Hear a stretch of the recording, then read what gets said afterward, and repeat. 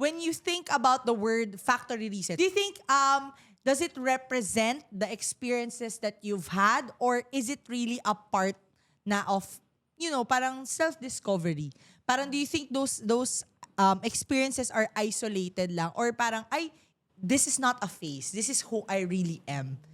Ray. Yung sa factory reset po, yun po, like gusto ko pong i-clarify sa mga tao na hindi naman siya as in factory reset kasi nag-exist naman po sa LGBTQIA+ yung bisexual. So hindi ko lang po alam talaga kung ano talaga ako doon. Kung saan ka sa spectrum. Choices siya, ganun. Oo, ABCD. Tapos, ano po siya, hindi po siya phase part siya ng sarili ko talaga. Saka ako naman, ba't papakailaman nila? Oo. Parang ganun. Saka, like, carefree po kasi ako. So, bala ka dyan kung anong sabihin mo sa akin, ako to. Hindi ko po kailangan patunayan sa'yo na like, bakla ako magiging lalaki. Kasi ako naman po to, hindi naman po kita pinakailaman. Right, Then, yun naman po, like, parang just be who you are lang. Kung saan ka masaya, Yes. gawin mo lang, as long as wala kang tinatapakang tao po.